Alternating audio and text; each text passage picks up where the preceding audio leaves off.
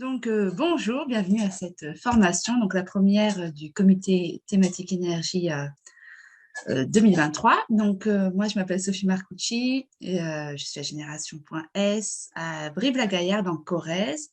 Et même si à Génération, on ne se définit pas par son travail, là, pour le coup, ça m'a aidé à faire ça parce que moi, j'ai fait des études d'ingénieur en eau et en environnement.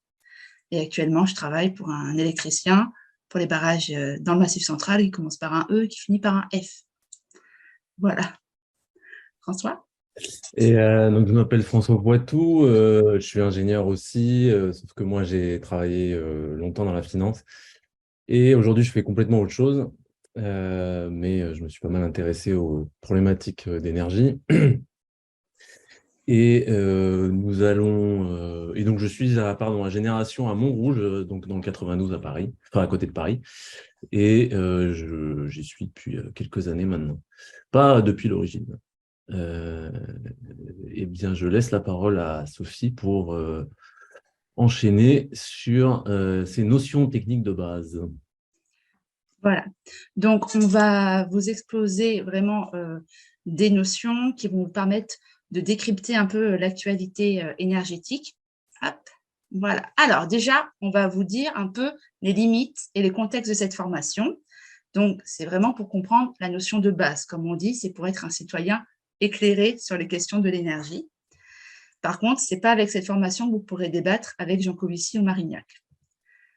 Nous allons forcément vous dire qui sont Jean Covici et Marignac. Dans cette formation, on ne prendra pas parti pour une option ou pour une autre. On va essayer d'être le moins subjectif possible, mais nous ne sommes que des humains. On ne parlera pas des futurs énergétiques, puisque ça, c'est le sujet de la semaine prochaine. Pourquoi on parle beaucoup d'énergie? Parce que c'est intimement lié avec le climat. On doit faire une transition climatique et ceci inclut une transition énergétique. On ne va pas parler du réchauffement climatique et des conséquences. On considère que ce sont des sujets qui sont acquis à Génération. Et on ne parlera pas des différents acteurs de l'énergie, avec notamment le marché européen. Ça sera pour plus tard. Mais on va quand même passer un moment sympa. On espère qu'on va vous apprendre des choses et qu'on va réussir à vous transmettre notre amour de l'énergie. Et il y aura même des petits quiz. Donc, pour vraiment structurer, aujourd'hui, c'est les bases, les ordres de grandeur, les concepts physiques. La semaine prochaine, ça sera les futurs énergétiques. Quelle conso, quelle production, quel choix. Et en fin d'année, on proposera un autre type de formation où on parlera vraiment acteurs de l'énergie, le prix, le marché de l'énergie, l'Europe, et pourquoi pas un véritable service public de l'énergie. Donc, tout d'abord, on voudra remercier toutes les sources qu'on a pu utiliser, donc notamment l'association qui s'appelle Avenir Climatique, qui fait vraiment de la vulgarisation. Son slogan, c'est « Parlons climat avec énergie ». Je vous conseille fortement de vous rapprocher des antennes locales. Et moi, j'ai déjà suivi une formation avec eux et j'ai repris quelques diapos parce qu'ils sont vraiment très bons vulgarisateurs. Nous nous sommes beaucoup aussi appuyés sur les chaînes de vulgarisation technique comme Le Réveilleur et Osons comprendre, osons causer, qui a sorti un super livre, Wikipédia, notre meilleur ami, et aussi la chaîne de vulgarisation climatique Bon Pote, qui a sorti un super livre, surtout comprendre ou presque sur le climat. Pour dérouler, on va faire des généralités sur l'énergie. Qu'est-ce que c'est? Quels sont les différents types d'énergie? Pourquoi on entend parler de mix énergétique et mix électrique? Après, on va zoomer sur l'électricité, des petites définitions, puissance, énergie. Comment est-ce qu'on peut comparer des moyens de production? Et après, on déroulera plusieurs moyens de production en balayant à chaque fois rapidement le concept général, quelques idées reçues et quels sont les défis de ces moyens de production. Allez, petit quiz pour commencer. Donc, vous pouvez le mettre dans le chat. Il y a des petits numéros, 1, 2, 3, 4. On va commencer. Selon vous, qu'est-ce que l'énergie? Est-ce que c'est une grandeur caractérisant un système physique gardant la même valeur au cours de toutes les transformations internes du système et exprimant sa capacité à modifier l'état d'autres systèmes avec lequel il rentre en interaction? Ou alors, est-ce que c'est l'énergie, une monnaie d'échange commune entre les phénomènes physiques, ou une grandeur qui mesure la capacité d'un système à modifier un état? Ou le petit 4. Et donc, en fait, c'était un premier piège parce qu'on est très machiavélique dans le comité énergie. Tout était juste. La première, c'est la définition officielle dans le Larousse. Donc, une fois qu'on l'a lu, on n'a rien compris. Enfin, en tout cas, moi, je ne comprends rien quand je lis cette définition. Donc, c'est pour ça qu'on s'est dit qu'une petite formation où on déroule cette pelote de laine permettra de comprendre ce gros paragraphe. Mais on peut dire vraiment que l'énergie, c'est une monnaie d'échange et on peut vraiment dire que c'est quelque chose qui permet de modifier un état. Exemple concret. État A, une personne qui se réveille le matin. Je lui donne de l'énergie, le café, et j'arrive à l'état B. Là, c'est vraiment, je suis passée d'un état à un autre via l'apport d'énergie. On peut dire aussi que l'énergie, ça sert à transformer le monde. Certains pensent que c'est pour le conquérir, mais ça sert vraiment à produire du mouvement, à produire de la chaleur, à produire de l'électricité. Et donc, on entend que l'électricité, c'est compris dans l'énergie. Énergie n'est pas égale à électricité, ce sont des choses distinctes. Dans toute la formation, on va vous parler d'énergie produite et d'énergie consommée, c'est la même chose. Donc là, on vient de voir que l'énergie, c'est différentes transformations. Et en physique, on a donné des unités différentes selon ces transformations. Il y a le joule, il y a le water. Ce n'est pas vraiment super important de retenir toutes les unités. Là, on va zoomer sur la France. Et de manière générale, tous les chiffres qu'on va vous donner, c'est vraiment zoomer sur la France. En France, la consommation finale d'énergie, c'est environ 1700 TWh. Donc ça, c'est un chiffre qui circule dans tous les articles. Le téra, pour qui les maths, c'est assez loin, c'est un 1000 milliards. On ne va pas dire 1000 sabords, mais c'est vraiment fois 1000, fois 1000, fois 1000, fois 1000. Dans les différents débats d'énergie, on entend le water, après on fait fois 1000 kilowattheures, fois 1000 le mégawattheure, ça on entend beaucoup, fois 1000 le gigawattheure, et enfin le térawattheure, donc c'est 1000 milliards. Là, vous avez vu que j'ai parlé d'énergie finale. Donc là, on commence à rentrer dans les termes un peu compliqués.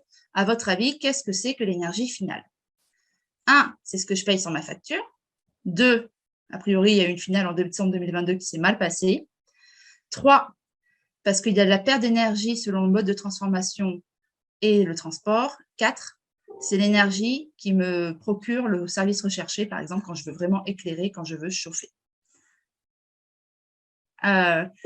L'énergie finale, c'est vraiment, on peut simplifier pour dire c'est ce que tu payes à la pompe à essence ou sous ta facture, mais c'est vraiment la différence entre la perte entre l'énergie primaire et ce qu'on va recevoir. Et là, du coup, je vais tout de suite vous montrer les 4 types d'énergie. Je vais vous définir ce que c'est et après, je vous dirai ce qu'il faut retenir. Ce n'est pas la peine de tout retenir, mais c'est juste pour, si vous rencontrez ces termes, vous saurez à quoi ça sert. Donc, on parle d'énergie primaire. C'est vraiment l'énergie qui est disponible dans la nature.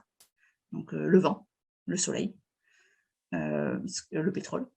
Donc, l'énergie brute avant toute intervention humaine. Ensuite, il y a l'énergie secondaire, c'est celle qui est transformée. Donc, typiquement, le vent qu'on a transformé en électricité.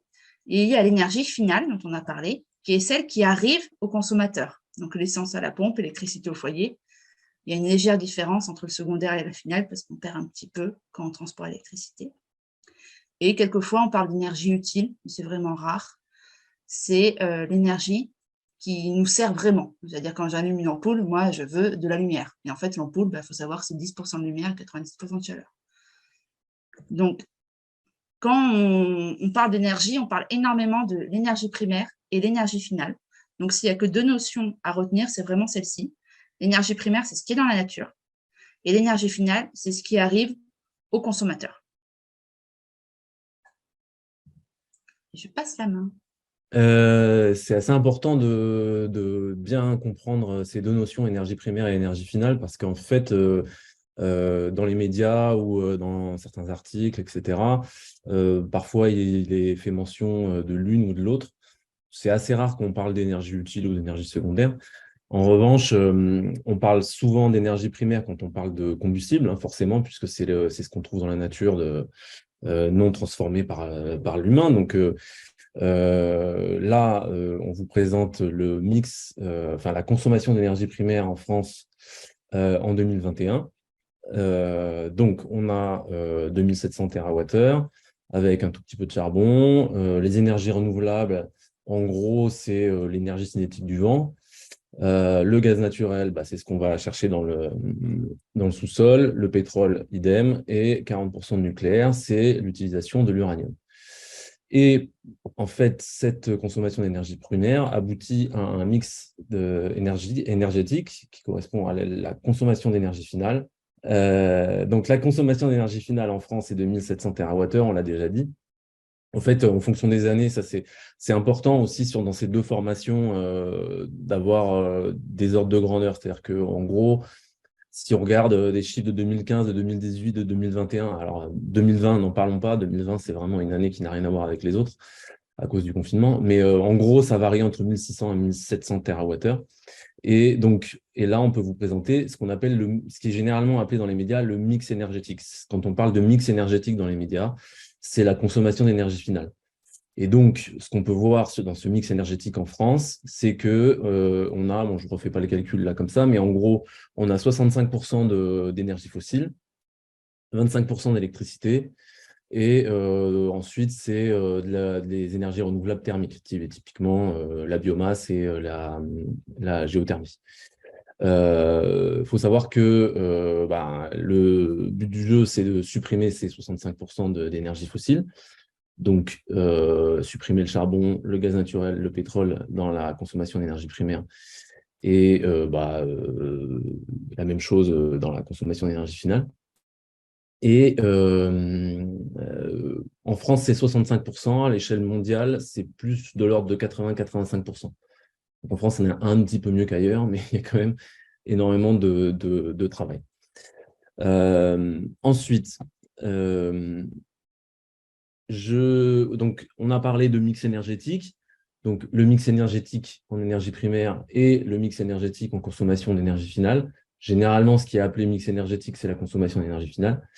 Et ensuite, justement, pour supprimer ces 65% d'énergie fossile, a priori, on se dirige vers un certain nombre d'électrification des usages, et c'est pour ça qu'on parle beaucoup d'électricité et du mix électrique. Et donc, le mix électrique, c'est comment sont produits ces 25% d'électricité dans notre mix énergétique. Alors ça, on insiste un peu parce que c'est une confusion hyper commune entre le mix énergétique et le mix électrique. Tous les hommes politiques de tous bords se gourrent assez régulièrement et ça permet en fait de raconter un peu tout et n'importe quoi, puisqu'il y a des gens qui expliquent que le mix énergétique en France est décarboné, alors que pas du tout. En fait, c'est le mix électrique qui est relativement décarboné. Donc, il faut vraiment faire attention à ces termes. Donc, le mix énergétique n'est pas décarboné. Il y a 65% d'énergie fossile consommée. C'est évidemment les voitures, le chauffage des maisons, etc., etc. Et le mix électrique, c'est 25%. Et dans ce mix électrique, on a les éoliennes, le nucléaire, le solaire, le gaz et les barrages. C'est les principaux, mais de toute manière, on va parler de tout ça. Ensuite, la production d'électricité, puisque un des moyens tout de même de supprimer ces énergies fossiles, c'est d'électrifier. Alors, que faire avec 1 kWh? À votre avis, petit quiz. On peut faire cuire dans sa cuisine un gâteau dans son four pendant 1 heure, prendre une douche plutôt chaude, s'éclairer pendant 2 jours, parcourir 5 km en voiture électrique. La réponse, c'est utiliser son four pendant 1 heure. Un four, c'est une puissance nominale, je ne sais pas exactement, en fait, Raphaël, tu as l'air de mieux savoir que moi, mais ça doit être de quoi 2 kilos en général, 2 kilowatts. Ouais, moi j'allais dire 3-4 kilowatts, tu ne le mets pas à fond pendant 1 heure, ça fait 1 kilowattheure, quoi. Ouais. Ça fait à peu près ça. Voilà. Faut savoir que donc, tous les objets qu'on utilise tous les jours utilisent de l'énergie à divers degrés. Et on va continuer à regarder, en gros, à quoi ça correspond. Et juste pour attirer votre attention, On parle beaucoup du coût du numérique. Donc, le numérique a vraiment une empreinte carbone, ça c'est sûr, on en pourra en reparler ultérieurement. Par contre, ce n'est pas la recharge de ton téléphone qui a un coût carbone parce qu'avec 1 kWh, tu peux faire à peu près 50 recharges, donc tu peux survivre avec 3 mois.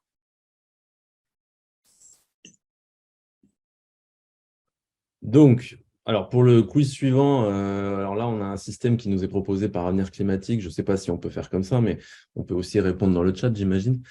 Donc, combien de cyclistes pédalant à 20 km/h pendant 1 heure faut-il pour produire 1 kWh et cuire ce gâteau?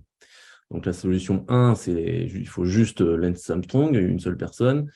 La réponse 2, c'est 5 et la réponse 3, c'est 10. Eh bien, bravo, c'était la réponse 3. Donc, il s'agit bien de 10 cyclistes pédalant à 20 km/h pendant 1 heure. Et donc, ça donne une petite notion de justement l'énergie que l'on utilise et que l'on consomme tous les jours avec notre four, avec notre voiture, avec notre grille-pain, nos ampoules, notre chauffage, etc., etc. On consomme beaucoup d'énergie. Et en fait, cette analogie des cyclistes pendant 1 heure pour faire cuire son gâteau, il y a des gens qui l'ont calculé on va dire en puissance humaine, en puissance musculaire humaine. Et je crois qu'à l'échelle mondiale, en moyenne, en gros, un être humain utilise aujourd'hui la puissance musculaire de 200 êtres humains tous les jours. Enfin non, pardon, excusez-moi. Et sachant qu'en France, c'est 500. Donc, on est largement au-dessus de la moyenne mondiale. Et donc, ah oui, alors ça, c'était toi qui voulais en parler, Sophie. Là, Oui, si vous voulez vous rendre compte vraiment à quel point l'électricité nous rend service, il y a des vidéos sur YouTube qui s'appellent le Toaster Challenge, donc avec mon accent français. Hein. Et là, ce monsieur, il s'appelle Robert, c'est un cycliste allemand très connu. Et donc, la vidéo, c'est combien de Robert vous faut-il pour arriver à faire cuire du pain de mie là. Et donc, je vous recommande ce Toaster Challenge pour voir ce que ça coûte à une personne comme Robert de produire de l'électricité. Oui, et donc, sur le slide suivant, en fait, on revient à nos 10 cyclistes pendant 1 heure, le gâteau qui cuit pendant 1 heure. Et en fait, on regarde, puisque c'est bien gentil, hein, on n'a pas de cycliste, on n'a pas de Robert, tout ça. Ce qu'on a, c'est des moyens de production, et on va y arriver maintenant, on va arriver à ces moyens de production, on va vous en parler. Et donc, comparer ces 10 cyclistes et ce gâteau qui cuit pendant 1 heure avec les moyens de production que nous avons, et donc pour avoir quelques ordres de grandeur en termes de consommation justement d'énergie. Et ça nous permet de comprendre une notion qui est assez importante dans tous ces débats, c'est la concentration énergétique, parce que tous les moyens de produire de l'énergie n'ont pas la même concentration. Et donc, on voit, là, vous voyez les chiffres, hein, encore les slides de l'avenir climatique, vous voyez que pour avoir ces 10 cyclistes pendant 1 heure ou faire cuire ce gâteau, on parle il faut brûler en gros une petite bûche de bois, il faut brûler 1,5 litre de gaz, il faut avoir un petit tas de charbon, il faut 33 centilitres de pétrole, il faut une éolienne de 5 mètres de diamètre. Alors j'imagine, je ne sais plus exactement, je crois que c'est pendant 1 heure, mais il faudra vérifier ça. Et pareil pour les panneaux solaires et les barrages. Et pour l'uranium, c'est une petite pincée. Et donc, on peut voir qu'il y a des notions de concentration énergétique qui sont très différentes. Il y a des énergies qui sont plus ou moins diffuses. Et donc, justement, on en arrive aux moyens de production, à comment on peut produire de l'électricité. Et je redonne la parole à Sophie. Voilà. Donc, comme on a déjà eu ce débat en comité énergie, je veux préciser que quand on dit le mot centrale, dans le monde électrique, ça veut dire que c'est le lieu de production d'électricité. Quand on parle de centrale, ça ne veut pas dire nucléaire. Mais comme on est tous là pour se comprendre les uns les autres et faire passer des messages, je vous conseille de toujours préciser de quoi vous parlez. Est-ce que vous parlez d'une centrale nucléaire? Est-ce que vous parlez d'une centrale photovoltaïque, etc., etc. C'est comme pour ceux qui connaissent. dans le multivers, il faut toujours préciser de quel flash tu parles, parce qu'il y a beaucoup de flashs. Et j'espère qu'il y a plusieurs personnes qui ont la référence, sinon je me serais fait plaisir toute seule. Donc, on a vu dans la diapo précédente qu'il y avait différents moyens de produire de l'électricité. Donc, centrale nucléaire, centrale photovoltaïque, centrale hydraulique, etc. Chaque moyen a des avantages, des inconvénients, que ce soit plutôt réel ou plutôt du ressenti. On va essayer du coup de comparer un peu ces différents moyens de production. Et souvent, on dit qu'une centrale elle est définie par sa puissance. On parle de puissance installée ou de capacité installée. Mais avant, on parlait d'énergie. Donc, il y a forcément un lien entre énergie et puissance. Donc, en fait, la puissance installée fois le temps de fonctionnement, ça donne l'énergie dont on a besoin. Il y a une analogie qu'on peut faire assez facilement avec la vitesse et la distance, qui est aussi reliée par le temps. Donc, la puissance fois la durée, ça fait de l'énergie. Donc, nous, ce qu'on veut, c'est de l'énergie, mais ce qu'on construit, c'est de la puissance. On peut retenir que sans durée, la puissance n'est rien. Pour enfoncer le clou, pour au cas où il y a des personnes pour qui ce n'est pas totalement clair, on peut dire que, imaginons, j'ai une centrale, une grosse centrale, qui de puissance installée de 12 kW. Je la fais fonctionner pendant 2 heures. Donc, 12 fois 2, 24. Et bien en fait, ça me donne la même quantité d'énergie que si j'avais une plus petite centrale de 6 kW, que je faisais fonctionner pendant 4 heures, parce que 6 fois 4, 24 aussi. Bon, ce raisonnement, il est un peu bancal parce qu'en fait, l'électricité, on reparlera, il faut la produire quand on en a besoin parce que ça ne se stocke pas facilement. On a mis facilement en petit parce que ça se stocke, mais ce n'est pas facile. Donc, on se rend compte que parler que de puissance installée, ça ne mène pas à grand-chose parce qu'il faut toujours qu'on parle de temps d'utilisation de la centrale. Et donc, il y a un mot qui revient beaucoup, qu'il faut important de comprendre, c'est le facteur de charge, avec notre super facteur national. Donc, le facteur de charge, c'est un chiffre qui s'exprime en pourcentage.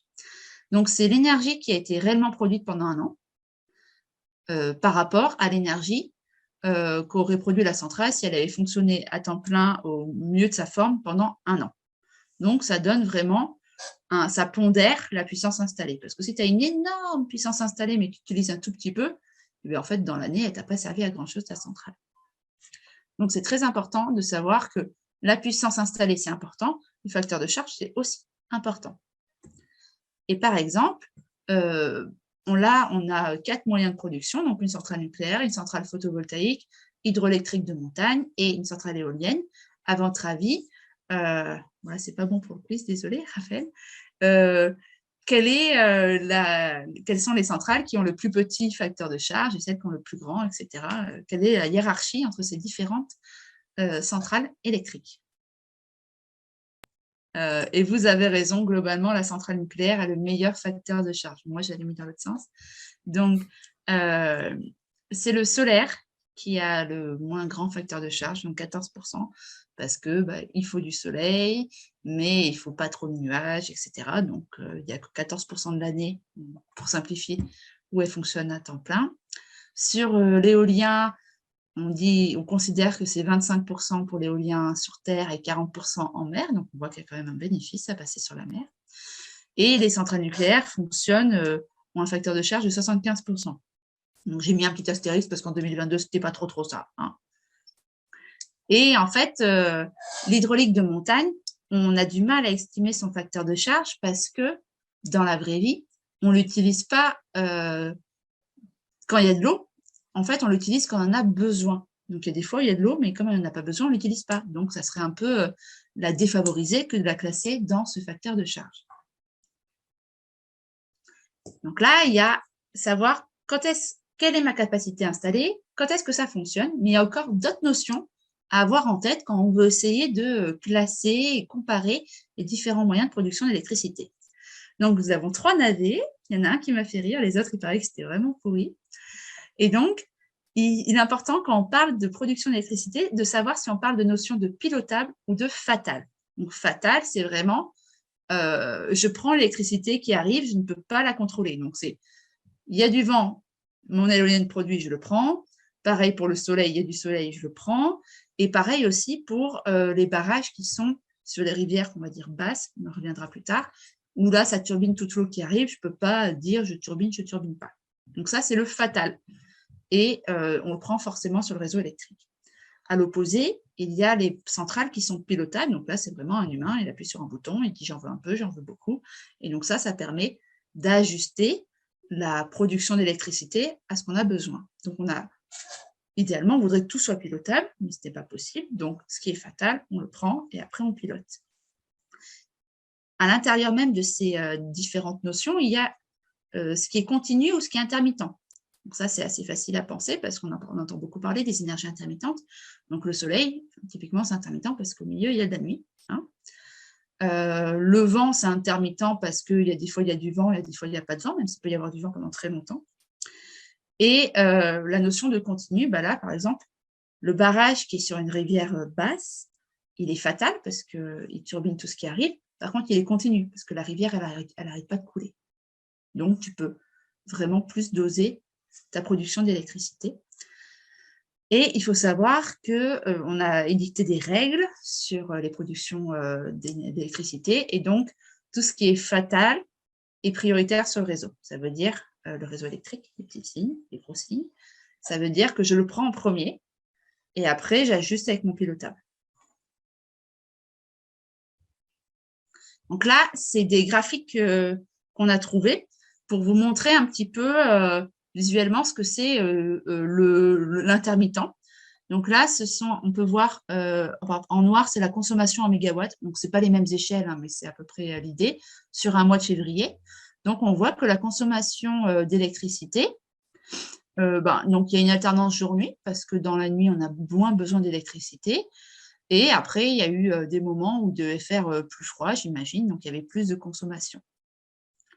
Et bien, on voit que sur cette période de février, le soleil, là, on voit typiquement que quand il y a une grosse production, un pic à midi, et après ça redescend, etc., etc. Il y a eu du vent plutôt la troisième semaine de février.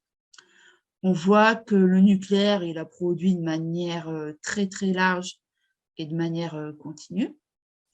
Et on voit, par exemple, que l'hydraulique, on voit les tout petits traits qui sont vraiment je réponds à la consommation. Donc, ça permet de voir, et c'est grave, qu'il y a différents moyens de produire l'électricité qui ont différentes caractéristiques. Il y a du fatal, il y a du continu, il y a de l'intermittent, etc., etc. François, t'hésites pas. Et le but du jeu, c'est de coller à la consommation, puisqu'en fait, il faut toujours que la consommation puisse être délivrée, quoi. Voilà, ça on en parlera un peu plus tard, plutôt à la deuxième ou à la troisième formation, mais si il n'y a pas assez d'électricité injectée dans le réseau alors que tout le monde en veut, on dit que ça fait tomber le réseau, donc c'est un blackout, et quelquefois, 9 mois plus tard, ça fait des bébés. Et donc là, on a vu plein de concepts différents. On a vu, pour essayer de comparer les sources d'électricité, on a vu la capacité, la durée, le facteur de charge, est-ce que c'était pilotable ou pas. Tout d'abord, on est à génération, et nous, la meilleure énergie, c'est celle qui n'est pas produite. Donc, on va énormément faire des efforts sur la sobriété et l'efficacité. Donc ça sera plutôt dans la deuxième formation. Bon, une fois qu'on a dit ça, il faut savoir qu'aucune énergie est parfaite. Toutes les sources ont des avantages et des inconvénients. Si le problème il était simple, ça ferait longtemps qu'on l'aurait déjà résolu. Et donc, à votre avis, citez dans le chat quels sont les avantages et les inconvénients des différents systèmes de production d'électricité qui vous viennent en tête. Quels sont les mots-clés que vous rencontrez tous les jours dans les articles ou dans les médias. Nous, on a mis en gros dioxyde de carbone parce que c'était vraiment ce qui nous interpelle beaucoup. Donc, le pilotable, le continu, les déchets, fatal, la souveraineté, la biodiversité. Il n'y a pas beaucoup de monde qui a parlé de la biodiversité, dis donc. Hein, il y a quand même écolo ici. Hein. Non, mais intéressant, juste après, il y a nucléaire égale peu compréhensible par les citoyens. Il y a le côté acceptation, maîtrise des Oui, ça concepts, c'est c'est intéressant. Donc voilà, et en fait, ce qu'on veut vous dire, c'est qu'il y a tellement de critères de comparaison qu'on peut vite se faire avoir et qu'il y a des personnes qui peuvent orienter le discours en prenant juste quelques critères pour vous vendre ce qu'ils veulent. Donc là, nous, dans la formation, on va essayer d'être relativement neutre en parlant de ce qui va et ce qui ne va pas dans chaque source de production d'électricité. Mais voilà, on peut très, très vite se faire avoir par des personnes qui veulent nous emmener là où elles veulent. Je fais juste une remarque sur le nuage de mots d'avant. En fait, on voit écrit emprise et en dessous sol. Donc l'emprise au sol, on va en parler, hein. En gros, c'est justement la taille des installations, l'artificialisation des sols, etc. Là, vu qu'il manque l'emprise au sol et que c'était un peu séparé par carbone, on pouvait ne pas forcément voir le truc, mais le sujet, c'est l'emprise au sol. Alors oui, c'est l'intensité carbone de tous les moyens de production d'électricité. Donc évidemment, c'est très important puisqu'on a un petit souci avec les émissions carbone. Euh, enfin, comment dire, c'est pas le seul critère parce qu'on a justement parlé de plein de critères dans le nuage de mots d'avant, mais ça fait quand même partie des gros défis qu'il faut résoudre pour ce siècle, le défi du réchauffement climatique. Et donc, parmi ces défis, il y a décarboner l'économie et donc décarboner la production d'énergie et donc décarboner la production électrique. Et donc, ce qu'on peut voir sur ces estimations qui sont issues du rapport RTE, dont on parlera la semaine prochaine, c'est en fait ce qui compte, c'est au-delà des chiffres exacts de chaque production électrique, enfin, de chaque moyen de production, c'est les ordres de grandeur. C'est-à-dire qu'on a vraiment une énorme différence entre ce qui est fossile et ce qui ne l'est pas. C'est-à-dire que ce qui est le pire, c'est le charbon. Ensuite, grosso modo, c'est parce qu'il y a plusieurs types de charbon entre la lignite et la houille, etc. Donc, en gros, on parle de grammes de CO2 par kilowattheure. Là, hein. Donc, si on parle de 1000 grammes de CO2 par kilowattheure, donc le charbon, c'est 1000. Le gaz, en gros, c'est entre 600 et 400 en fonction du moyen de production. Et tout le reste, c'est beaucoup moins. Et il y a des débats un petit peu sur le biogaz et la biomasse. On peut voir que les chiffres sont un petit peu supérieurs aux autres. Mais en gros, ce qui compte, c'est de se dire que ce n'est pas du tout les mêmes ordres de grandeur. Et donc, on ne peut pas considérer comme Total que le gaz est une énergie de transition qui nous permet de lutter contre le réchauffement climatique. Ça, c'est de la grosse connerie. Voilà. Et je crois que pour la suite, c'est encore à toi, Sophie. Oui, donc c'est vraiment le fait qu'il y a deux ordres de grandeur totalement différents. Donc après, on peut s'écharper sur, oui, le bois, le biogaz, mais l'éolien en mer, il est plus ou moins que l'hydraulique ou que le photovoltaïque. C'est vraiment pas le même ordre de grandeur que tout ce qui est carboné et dont il faut se débarrasser pour limiter le réchauffement climatique. Et donc, on arrive enfin aux différentes sources d'électricité, donc le nucléaire, l'hydraulique, la méthanisation, le solaire, l'hydrogène, l'éolien, le gaz. Et à chaque fois, on va passer rapidement sur les principes, les subtilités, les idées reçues. Si vous avez des questions, vous les envoyez à Raphaël, qui se fera un plaisir de les noter. Et on en parlera peut-être à la fin, parce qu'on a quand même pas mal de diapos. Et de toute façon, après, on sera disponible dans le chat ou dans le comité énergie. Mais en fait, est-ce que vous savez comment on crée l'électricité? Parce que ce n'est pas l'eau ou l'uranium qui fait l'électricité, c'est le mouvement, c'est le rotor qui tourne autour du stator, qui fait tourner la tête, comme Edith Piaf. Donc, ce sont des mots-clés que vous pouvez entendre. Donc, le rotor, c'est un aimant, et il tourne en rotation dans le mot rotor. Et le stator, c'est du cuivre et il est statique.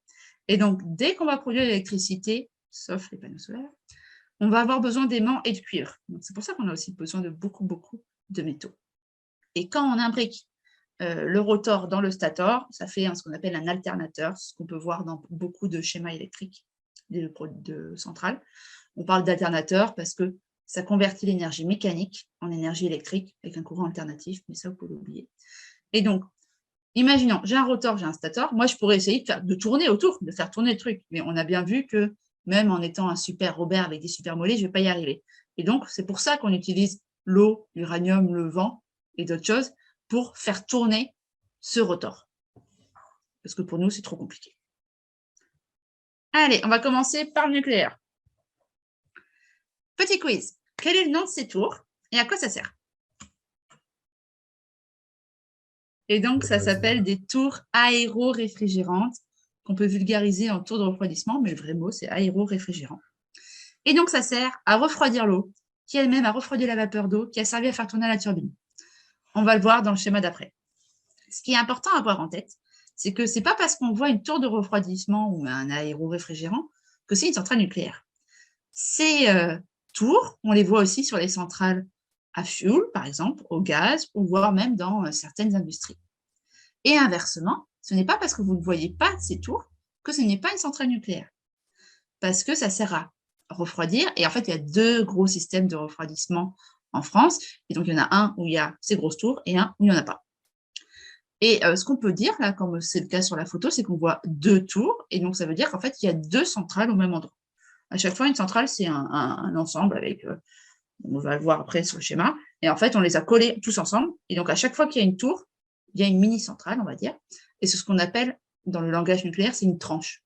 Donc là, c'est une photo d'une centrale où il y a 2 tranches nucléaires. Ça, c'est un mot qu'on voit souvent. Donc, maintenant, vous savez à quoi ça sert. Rapidement, le schéma. On pourra revenir dans les questions pour plus tard. On parle de 3 circuits dans une centrale nucléaire. On a en jaune, il y a le réacteur. Le réacteur, on met de l'uranium. On le fait faire une réaction de fission. Donc, on coupe. On ne parlera pas de fusion. Donc, on coupe les atomes d'uranium radioactif et ça dégage de la chaleur. Cette chaleur, elle fait... en gros, on va générer de la vapeur dans le circuit bleu et cette vapeur fait tourner la turbine. Et après, avec un condensateur qui est de l'eau verte, on refroidit cette vapeur et c'est reparti pour un tour. Et du coup, l'aéro-réfrigérant, c'est la tour ici qui permet de faire refroidir cette eau-là, qui a servi à refroidir cette eau-là, qui a servi à faire tourner la turbine. Bon, vous n'êtes pas obligé de retenir tout ça, mais on entend beaucoup parler circuit primaire, circuit secondaire, circuit de refroidissement. Ce sont 3 systèmes d'eau totalement indépendants.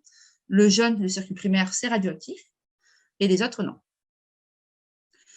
Rapidement, on parle quand même de puissance installée. Le nucléaire, c'est entre 900 et 1400 mégawatts, donc c'est beaucoup, sur un espace qui n'est pas très grand. C'est pour ça qu'on dit que la nucléaire, c'est très concentré. En termes d'espace, il y a très peu d'emprise au sol. Le PR, c'est 1600 mégawatts. Il y en a qui fonctionnent en Chine, mais en France, ils ne fonctionnent pas pour l'instant.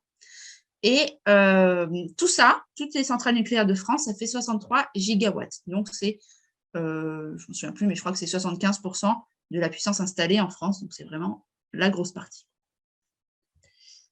Je vais faire un zoom sur le circuit de refroidissement parce qu'on entend tout et n'importe quoi. Et j'aimerais vraiment qu'on ne diffuse pas des choses qui me semblent fausses. Alors, on a vu que la tour ici, aéro-réfrigérante, c'est quand on a un circuit fermé. On va commencer par le circuit fermé. Il y a 2 circuits de refroidissement possibles, le circuit ouvert, le circuit fermé. Donc, dans le circuit fermé, c'est là où il y a la tour. Et en fait, on pompe l'eau depuis un cours d'eau qui a un débit pas très gros. Typiquement, il y a la Vienne, il y a la Garonne. Donc, on prélève de l'eau. Après, on fait ce qu'on a à faire et on fait refroidir l'eau dans la tour aéro-réfrigérante. Et il y a une partie qui part dans l'air, en vapeur et en eau. Donc, c'est parti. Et le reste est restitué à la rivière. Donc, si je fais ce que j'ai prélevé moins ce que j'ai restitué, ça veut dire que le nucléaire, dans le circuit fermé, il a vraiment consommé de l'eau. Il y a de l'eau qui ne revient pas au milieu. À l'inverse, il y a les centrales circuit ouvert, où là, il n'y a pas les tours, il y a juste un dôme tout rond. Donc là, ils pompent l'eau dans une grosse rivière, donc le Rhône, quelquefois la Loire, le Rhin, etc. Ou carrément en mer, là, avec Flamanville, dans le nord, la Normandie, ou la Manche, je ne sais pas. Et donc là, on en prélève beaucoup, beaucoup, genre 60 mètres cubes, etc. Ça refroidit dans le condensateur, et après, on le restitue quasiment intégralement à l'endroit où on l'a consommé. Donc là, sur le schéma, on peut croire qu'il y a beaucoup de mètres, mais quelquefois, entre l'entrée et la sortie, il y a 3 mètres. Et la rivière, elle n'a pas disparu entre les deux. La rivière, elle fait tout le coup. Donc, c'est vraiment important de se rendre compte qu'en circuit ouvert, il n'y a quasiment aucune eau qui est consommée. En circuit fermé, avec ces tours, on perd de l'eau en vapeur d'eau et en eau liquide. Petite parenthèse, si on voit de la vapeur d'eau, c'est que ce n'est pas que de la vapeur d'eau, c'est des gouttelettes d'eau. La vapeur d'eau, elle est transparente. Donc ça, c'est la parenthèse. Pourquoi on parle de circuit de refroidissement? Parce que avec le réchauffement climatique, on a bien vu que dans l'eau dans les rivières, il n'y en avait pas beaucoup, et il y en avait de moins en moins. Et on entend parler que, oui, le nucléaire, c'est 50% de l'eau prélevée, etc., etc. Peu importe qu'on soit pour ou contre le nucléaire, moi, par contre, c'est factuel ce que je vais raconter. Effectivement, si tu regardes l'eau qui est prélevée, ça représente 50% de l'eau prélevée en France.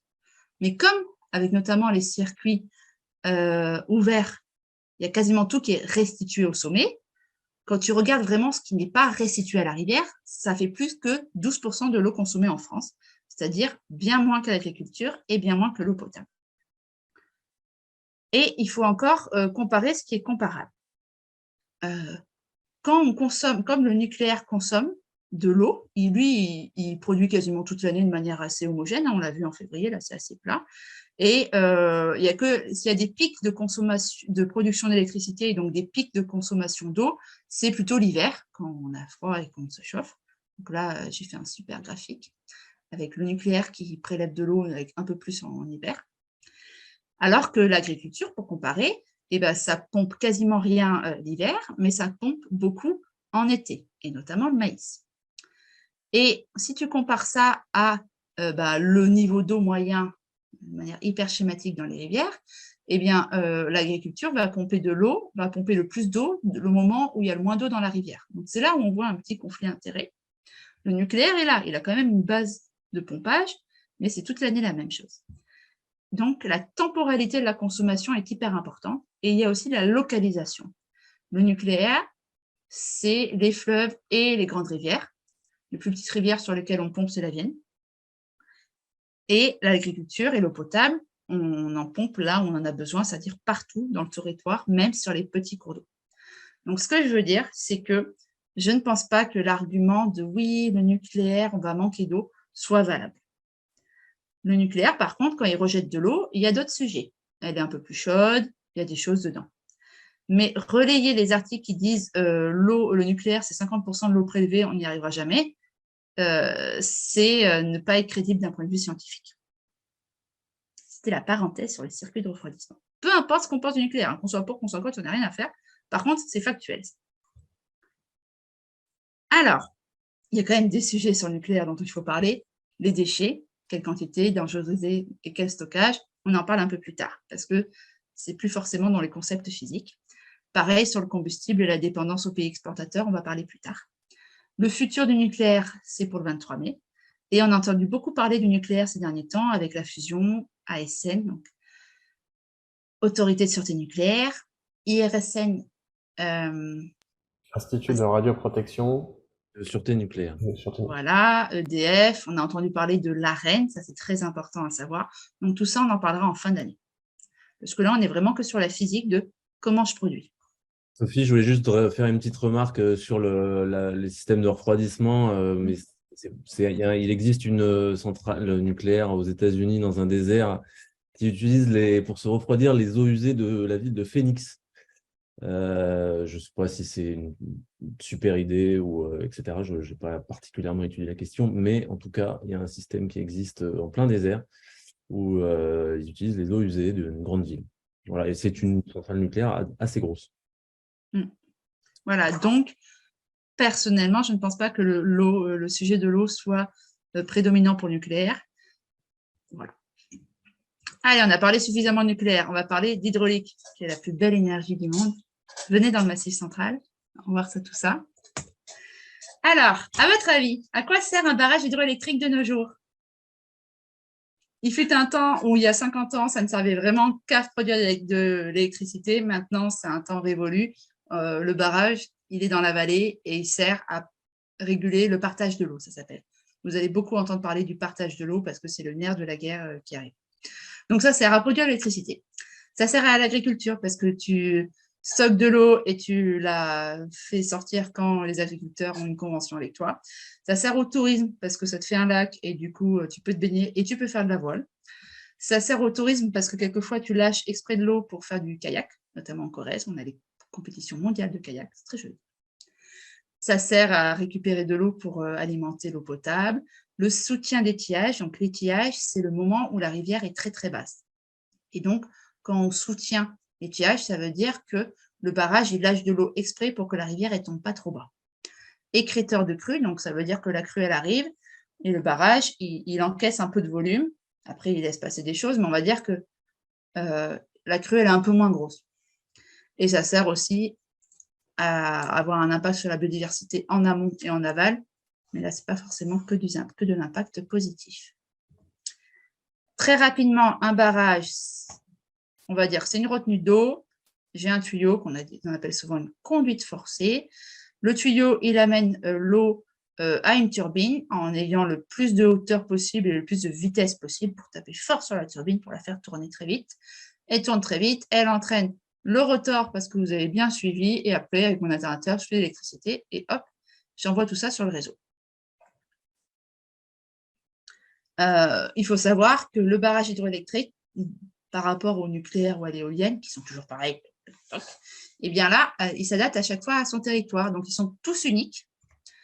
Et du coup, ça fait que pour les opérations de maintenance, ça a un certain coût parce qu'il faut à chaque fois s'adapter.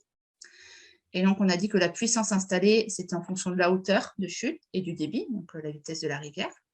Et on parle, vous pouvez entendre parler, de haute chute. Donc, c'est vraiment les barrages de haute montagne avec un gros lac. C'est ce qu'on a dans l'imaginaire. Mais il n'y a pas que ça. Il y a aussi la moyenne chute et carrément le fil de l'eau, là, le fatal. Là, c'est le Rhin. Là, c'est bord. Et donc là, tu turbines ce qui arrive. Donc, tu peux croire que ce n'est pas grand-chose, mais comme c'est sur des très gros fleuves, bah, ça fait quand même beaucoup d'électricité. Et donc, il y a des barrages relativement partout, même quand tu n'es pas en montagne. Les avantages et les inconvénients, on va dire les défis de l'hydraulique. Donc, l'avantage, c'est que c'est renouvelable, hein, c'est de l'eau. C'est pilotable. On dit souvent qu'on peut démarrer tous les barrages de France en 3 minutes. C'est, comme vous l'avez très bien dit, un moyen de stockage d'électricité parce qu'on stocke de l'eau qu'on peut ensuite convertir en électricité. Et pour l'instant, dans le monde, ça représente 95% du stockage parce que les batteries, ce n'est pas encore ça. Et on peut dire que c'est un outil en France qui a été amorti en matière d'environnement parce que même si ça utilisait quand même beaucoup de béton, ben ça fait plus de 50 ans que c'est là, donc on va dire qu'on l'a amorti. Par contre, un barrage, ça n'a pas de désavantages. Il y a des défis, on va dire. Ce qu'on appelle la continuité sédimentaire, donc ça veut dire que le barrage, il bloque l'écoulement des cailloux et du sable, et ça veut dire qu'à l'aval, la rivière, elle peut changer, elle peut un peu trop changer. Ça bloque les poissons, scoop, c'est un peu difficile de passer de là à là. Donc, il y a des systèmes pour les petits barrages, mais les gros barrages de haute montagne, c'est mort. L'empreinte au sol et la biodiversité, il a fallu comprendre qu'il y a 50 ans, quand on a construit des barrages, on a noyé des vallées entières. Donc, il y a une empreinte au sol importante, très importante, et avec tous les soucis de biodiversité que ça installe. Et on va dire le défi, c'est que en France, nos grands-parents avaient quand même bien construit tout ça, donc il y a très peu de nouvelles installations possibles, rentables à l'heure actuelle. On peut entendre énormément parler du renouvellement des concessions hydroélectriques, mais ça, c'est un sujet un peu plus complexe qu'on verra en fin d'année. Tiens, Sivens et Sainte-Soline, c'est des barrages? Est-ce que c'est des barrages comme les autres? C'est une discussion qu'on a eue aussi dans le comité énergie, donc comme ce n'était pas clair pour tout le monde, je préfère vraiment enfoncer le clou. Sivens et Sainte-Soline et Baga-Bassine ne sont pas des barrages hydroélectriques, ils ne servent pas à produire l'électricité. Sivens, c'est un barrage qui ressemble à un barrage, on va dire, de moyenne chute, mais qui est uniquement à visée agricole, donc parce que c'était 60% pour l'irrigation, un peu pour le soutien d'étiage et un peu pour faire de la gestion, quoi. Et pourquoi ça a été énormément décrié, c'est parce que certains ont dit que tant que tu ne changes pas ton moyen de faire de l'agriculture, ça ne sert à rien de construire un barrage, en fait. La méga-bassine, c'est pareil, c'est que pour l'agriculture, et en plus, c'est même pas je stocke l'eau qui arrive dans ma rivière, là, c'est je pompe la nappe. Donc là, il y a eu tellement d'articles que je pense que tout le monde a compris que c'était une aberration. Et Sivens était pour moi une aberration et qui a entraîné en 2014 la mort de Rémi Fraisse. Donc, ce ne sont pas du tout des barrages hydroélectriques. Maladaptation au réchauffement climatique, dans ces cas-là.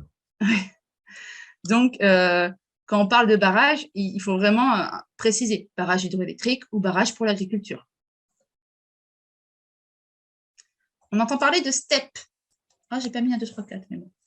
À votre avis, STEP, on peut aussi parler de station d'épuration ou de station de transfert d'énergie par pompage, ou alors de notre nationale Sophie, Thalie et Polluant. À 92%, on a la station de transfert par pompage, turbinage. Exactement. Donc là, on va passer un peu de temps parce que c'est vraiment quelque chose qui va être important pour le futur. Donc le schéma, le principe, c'est d'avoir 2 bassins, un en bas, un en haut, bassin supérieur, bassin inférieur, et une usine avec une turbine qui relie les deux. On va commencer par le schéma de droite. En temps normal, on va dire que le bassin supérieur, j'envoie de l'eau dans ma turbine, hop, je produis de l'électricité et j'envoie de l'eau du coup dans mon bassin inférieur. Donc là, je mets de l'électricité sur le réseau. Et bien là, en plus, c'est une turbine spéciale avec des tuyaux spéciaux qui permet d'aller dans l'autre sens. Et bien du coup, quand on peut utiliser de l'énergie qui est sur le réseau, la mettre dans la turbine et du coup, ça pompe et ça fait remonter l'eau du bassin inférieur au bassin supérieur.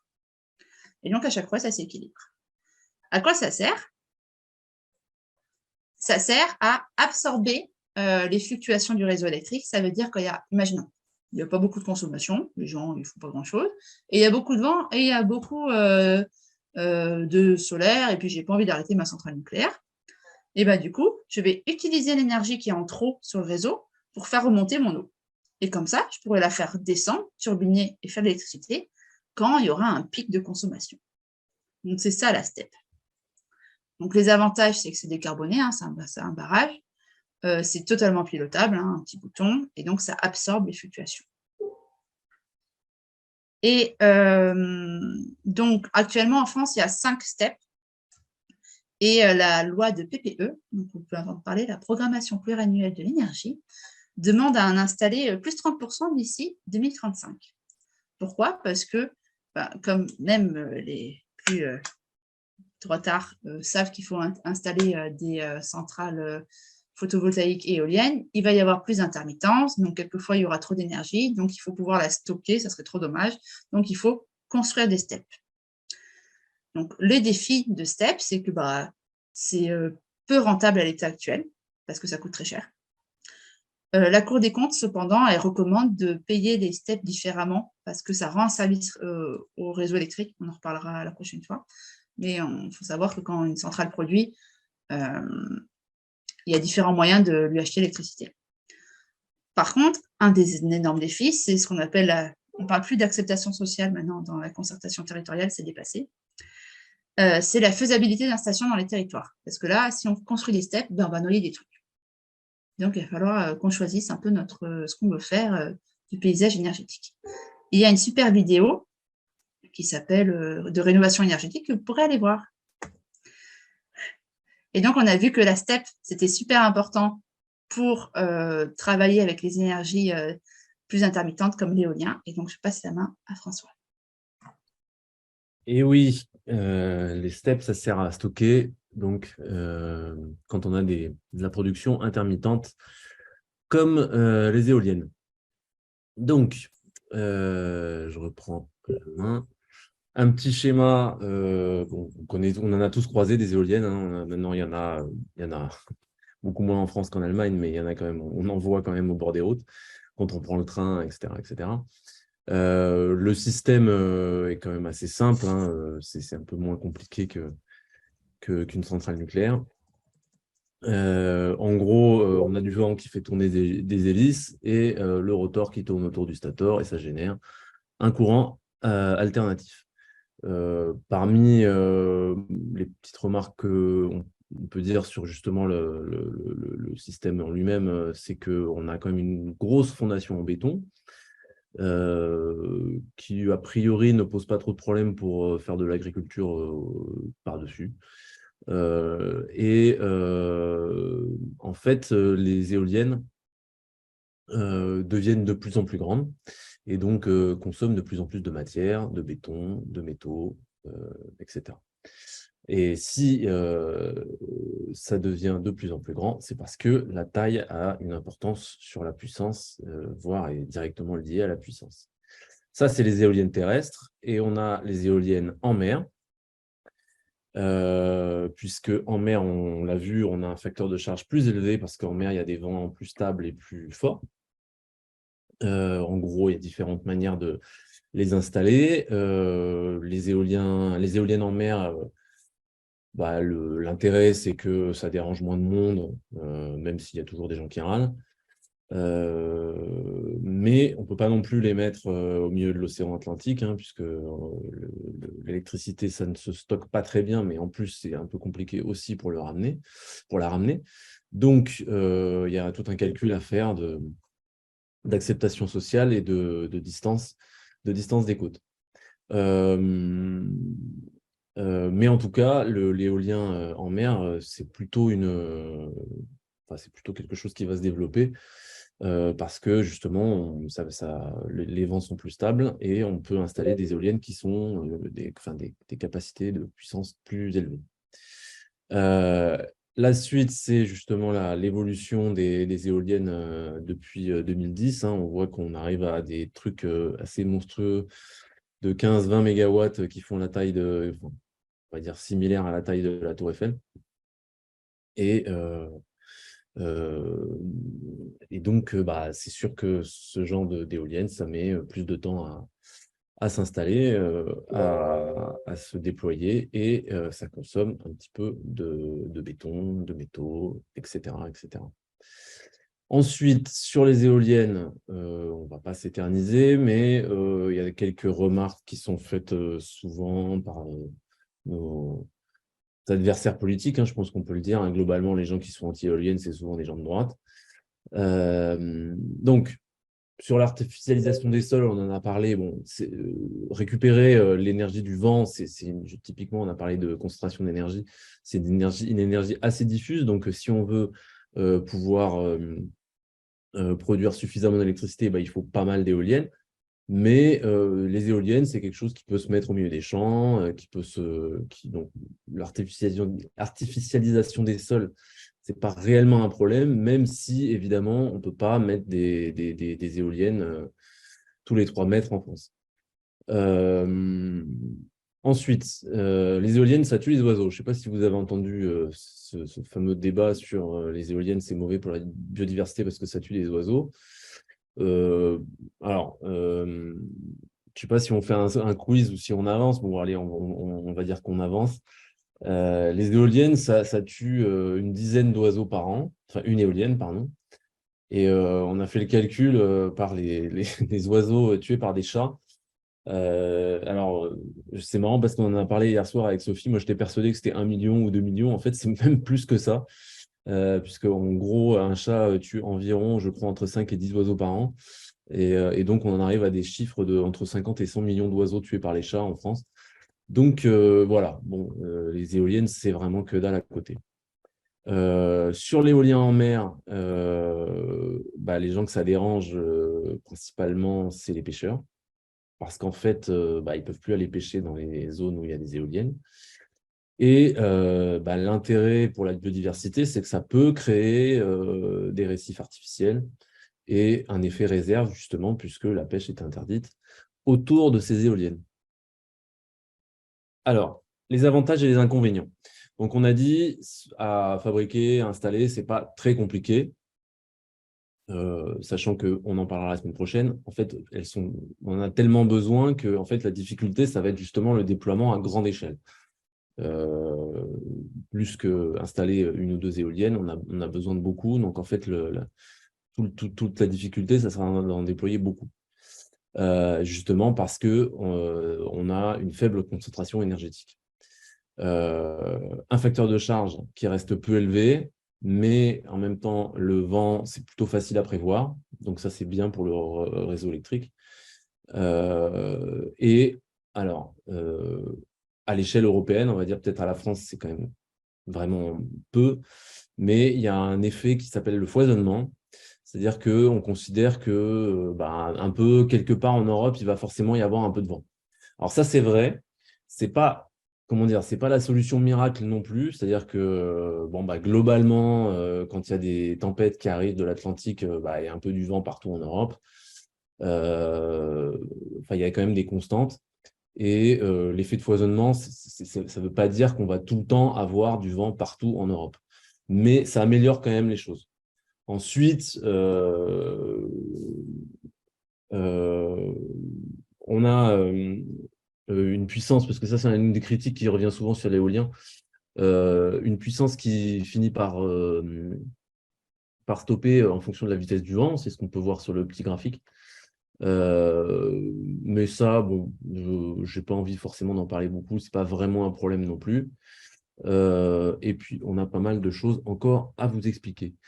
Donc, on va passer à juste une petite remarque sur les hydroliennes. Qui, donc en gros, c'est exactement le même principe, mais au fond de la mer en utilisant les courants marins.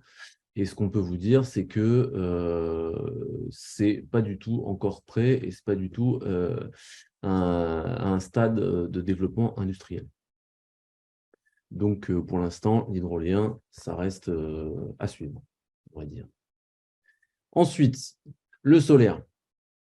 Alors là, c'est assez marrant, enfin c'est marrant. C'est un des seuls moyens de production d'électricité qui n'utilise pas un rotor et un stator, hein, on l'a dit tout à l'heure. Là, c'est juste, en gros, de la lumière qui arrive sur un matériau semi-conducteur, globalement à base de silicium, qui va faire que des électrons se déplacent et on génère un courant continu, on l'appelle. Voilà, le principe est pas plus compliqué que ça. Ensuite, on a tous vu des panneaux solaires sur des maisons, sur des administrations, etc., etc., etc., qu'il ne faut pas confondre avec le solaire thermique qu'on peut voir en un petit peu plus foncé en bas du toit, qui permet directement de chauffer un chauffe-eau, en fait. Et donc, les panneaux solaires, c'est ce qu'on voit en haut du toit. Donc, les avantages et les inconvénients, les défis, on va dire, du solaire. Alors, le solaire, bon, vu que c'est des panneaux, on comprend tout de suite que en termes d'emprise au sol, c'est pas terrible. C'est-à-dire que forcément, on s'étale un peu en termes de surface. Donc, l'idée, c'est justement de ne pas raser des forêts pour installer des panneaux solaires. Plutôt, c'est de faire du partage de la surface avec de l'agriculture, faire de l'agrivoltaïsme. Donc, a priori, c'est quelque chose qui est en train de se développer, notamment, en plus, avec le réchauffement climatique, on a tendance à vouloir un tout petit peu rafraîchir les cultures, et donc ça peut faire un peu d'ombre, et donc ça peut fonctionner avec certaines cultures pour économiser de l'eau. Et aussi, après, on a cherché des exemples avec Sophie sur justement de l'élevage qui utiliserait des pâturages sous des panneaux solaires. Et en fait, ça ne se fait pas tant que ça. Globalement, en fait, on utilise beaucoup des moutons pour en fait, tailler la pelouse sous les panneaux solaires. Mais c'est pas vraiment, on n'a pas encore vraiment d'exemple de vaches sous les panneaux solaires, mais peut-être que ça arrivera. Ouais, en fait, le mouton est très développé aux États-Unis. Et comme aux États-Unis, ils ne mangent pas la viande de mouton, ils ne consomment pas trop de laine, ils ne font pas de fromage, ils n'en font rien. Il faut voir si quand on importe ce modèle en France, si on aura beaucoup plus de fromage. À voir. Et donc, les défis du photovoltaïque, c'est en premier l'empreinte au sol.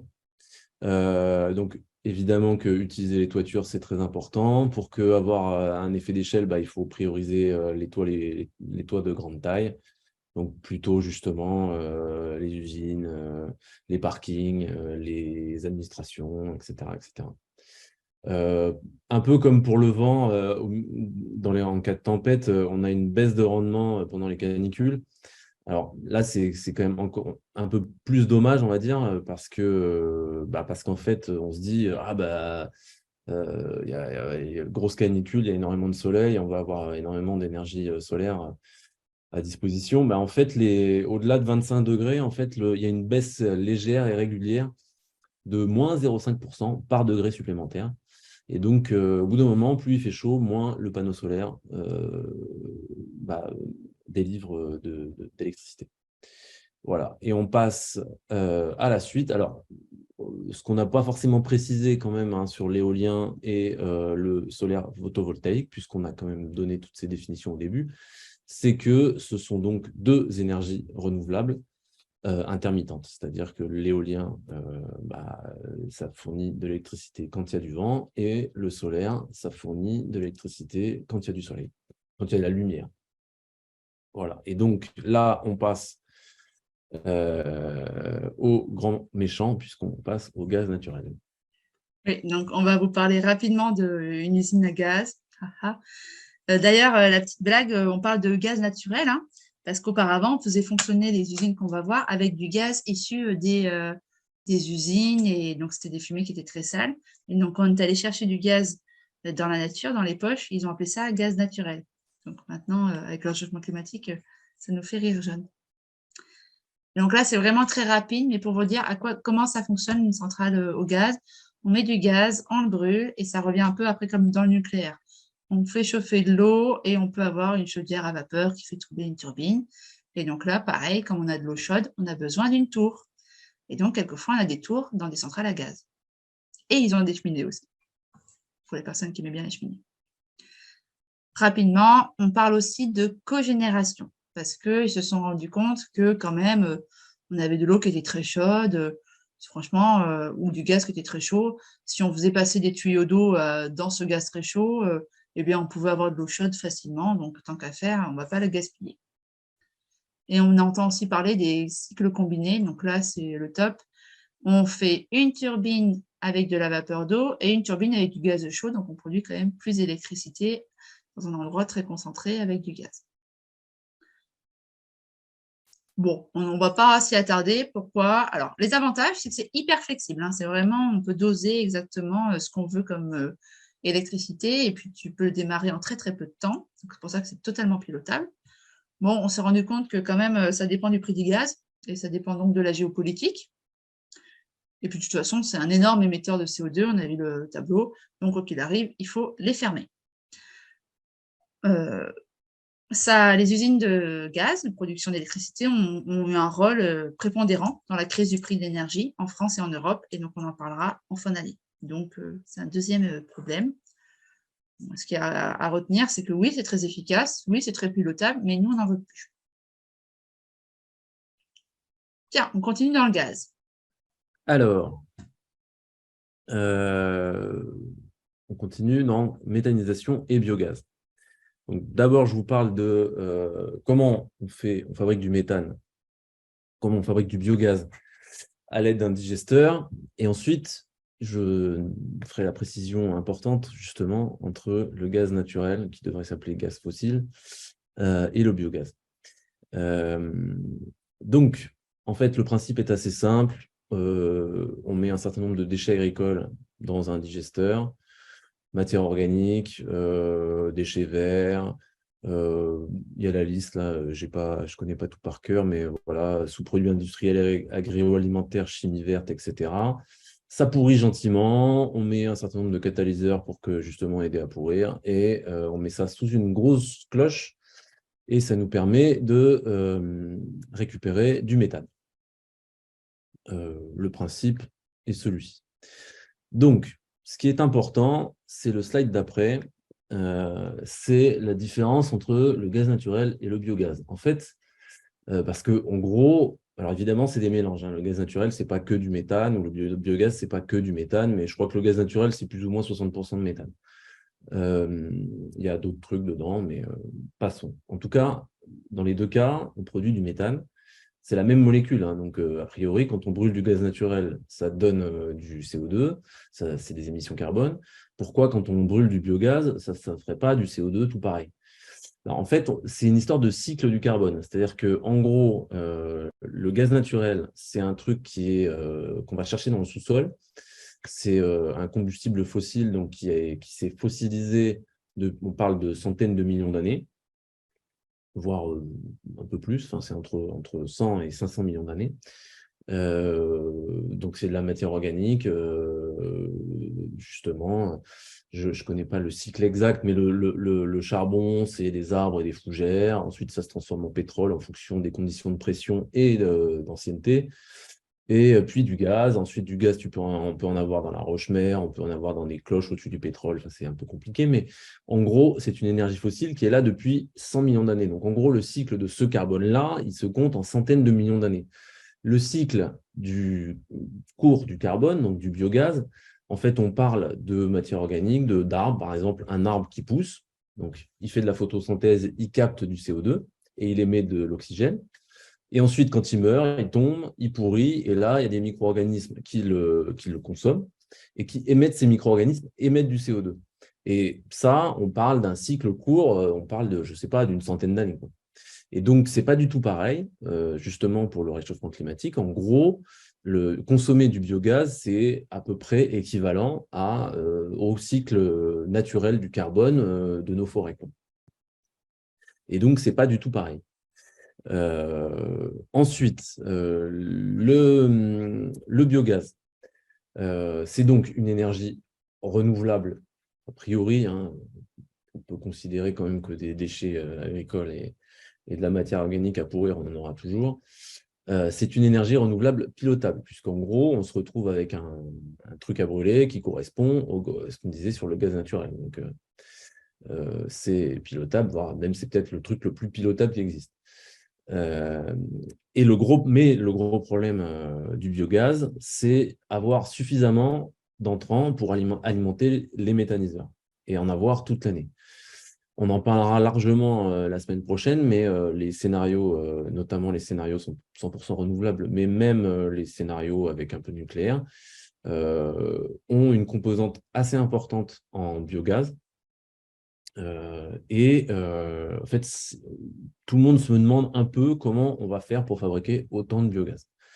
Et donc, on arrive tout de suite à un sujet qui pourrait être important, c'est une concurrence des usages dans l'agriculture, c'est-à-dire qu'il ne faudrait pas que les agriculteurs se mettent à faire pousser des trucs uniquement pour fabriquer du biogaz et pas pour leur mission première qui est de faire pousser des trucs qu'on mange. Et donc, c'est un peu le gros problème. En fait, c'est un problème d'échelle sur la production de biogaz. Et du coup, là, l'Allemagne, qui a 20 ans d'avance là-dessus, a laissé proliférer énormément de méthaniseurs dans un marché totalement libéral. Et du coup, il y a eu des champs qui ont été rachetés à des agricultures bio ou autres pour faire pousser du maïs, pour le mettre dans le méthaniseur. Donc là, l'Allemagne, elle a déjà vu les effets pervers de la méthanisation sans encadrement. Donc autant nous servir des exemples des copains. Et on va finir avec un truc dont on parle assez souvent en ce moment, enfin depuis quelques années maintenant, sur les sujets d'énergie, c'est l'hydrogène.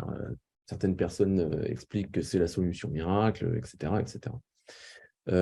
C'est le dernier, hein. On a fini après l'hydrogène, c'est terminé. Donc, l'hydrogène, notamment, va avoir, on en parlera la semaine prochaine, des missions un peu similaires justement au biogaz pour stocker de l'électricité, stocker de l'énergie. Mais voyons de quel hydrogène on parle. Donc, souvent, on parle d'hydrogène gris, d'hydrogène bleu et d'hydrogène vert. En fait, aujourd'hui, la principale manière de produire de l'hydrogène, c'est par vaporeformage d'hydrocarbures.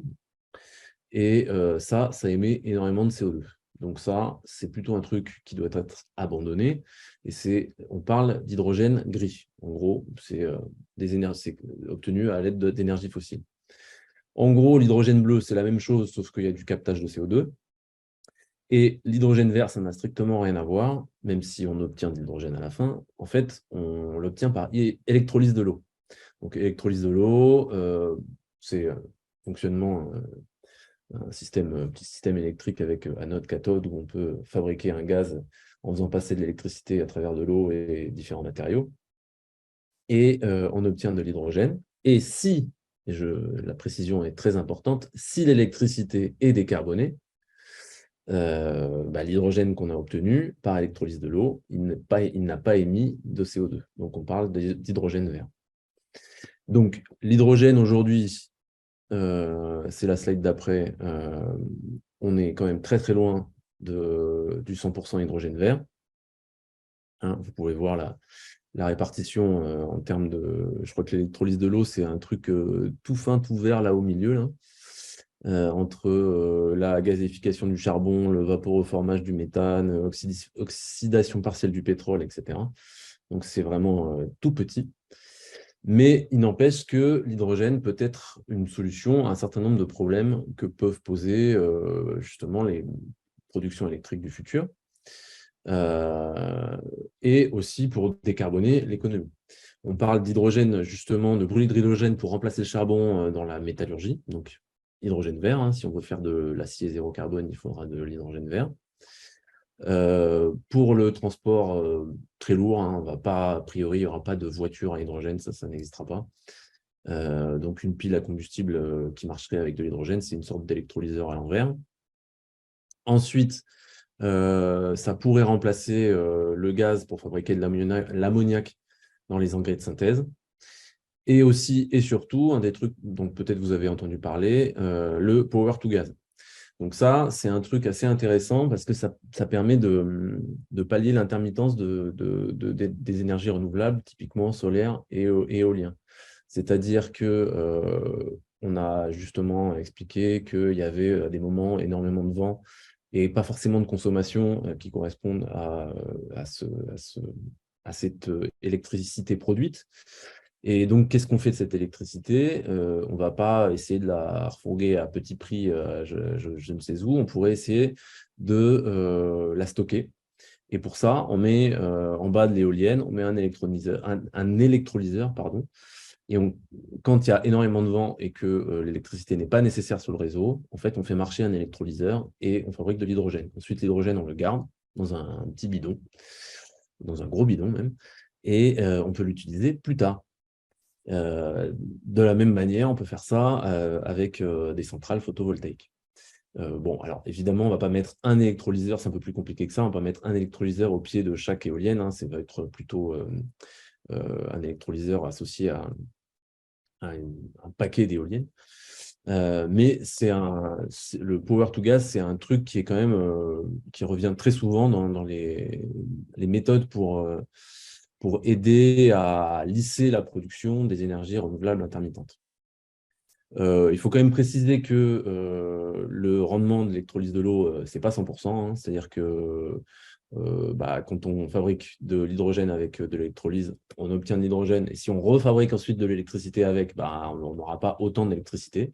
On a perdu, dans le processus, on a perdu pas mal. Et donc, il faut, on l'a précisé souvent, il vaut mieux utiliser l'électricité plutôt que la stocker. Donc, si on peut l'utiliser, il vaut mieux le faire. Ensuite, parce qu'on a dit que c'était quand même parmi les ordres de grandeur importants à retenir, on vous les redonne. Donc, les énergies fossiles, globalement, le charbon, 1000 grammes de CO2 par kilowattheure, le gaz entre 400 et 600, le biogaz et la biomasse, on va dire entre 50 et 100, et tout le reste en dessous de 50, largement en dessous. Voilà. Et donc, on arrive au sujet qui n'est plus de moyens de production, mais les sujets qui peuvent être compliqués à aborder, mais c'est pas grave, ça ne nous fait pas peur. Le sujet des dangers, des risques et des accidents, puisqu'on a parlé des avantages et des inconvénients de tous ces moyens de production. Donc, on a dit l'emprise au sol, l'artificialisation, le CO2, l'impact sur la biodiversité, etc., etc. Alors, on n'a pas trop parlé de coûts, mais on en parlera la semaine prochaine. Mais un petit spoiler, franchement, ce n'est pas forcément le critère principal pour moi. Donc, les dangers, les risques et les accidents. Chaque moyen de production a des avantages et des inconvénients, on l'a dit. Intensité carbone, empreinte matière. Empreinte matière, c'est vrai que j'ai bien fait de l'écrire parce que justement, c'est aussi assez important. On oublie que quand on fabrique des éoliennes ou quand on fabrique des panneaux, quand on installe des panneaux photovoltaïques, on ne dépend pas que du vent et que du soleil, puisque pour fabriquer des éoliennes, on a besoin de métaux. Les métaux, on en a très peu en France, donc il faut les importer, il faut les extraire, il faut faire des mines, etc., etc. Donc, on dépend aussi des métaux que l'on importe. L'empreinte au sol, les déchets et les pollutions. Bon, les déchets, évidemment, tout le monde pense aux déchets nucléaires. Il n'y a pas que ça, mais bien évidemment, tout le monde y pense. Les pollutions, bon, le CO2, on peut dire que c'est une pollution, mais c'est quand même un truc un peu particulier. Les pollutions, en fait, on n'en a pas parlé parce qu'il n'y en a quasiment plus en France, mais on pourrait quand même, il y en a encore beaucoup en Allemagne. On pourrait parler de la pollution des centrales à charbon allemandes qui génère, alors je crois que bon, les estimations, évidemment, c'est des morts prématurées, donc c'est un peu pas forcément très facile à estimer, mais en gros, les estimations, c'est entre 10 et 40 000, je crois, morts prématurées par an, liées à la pollution des centrales à charbon allemandes. C'est des chiffres pour l'Europe, hein. Donc, c'est pas du tout négligeable, c'est pas du tout un truc à prendre à la légère. Ensuite, chaque moyen de production comporte des dangers différents. Bon, les énergies fossiles, on l'a dit, le danger, c'est le réchauffement climatique, qui est quand même le GIEC parle de danger existentiel pour l'humanité, donc ce n'est pas négligeable non plus. Pour le nucléaire et les barrages, bah, c'est les accidents, parce que je pense que tout le monde a en tête les accidents nucléaires, mais les accidents de barrage, je pense que il y en a eu quelques-uns, c'est pas rigolo non plus. Et les impacts sur la biodiversité. En gros, toutes les moyens de production d'énergie ont un impact sur la biodiversité, à des degrés divers évidemment, mais zéro impact, je crois que ça n'existe pas trop, quoi. Ensuite, alors, ce qui est important, c'est de différencier le danger et le risque, parce que souvent, on mélange un peu les deux. Donc, le danger, c'est ce qui est intrinsèque à un système physique. Une route est dangereuse, voler en avion, c'est dangereux.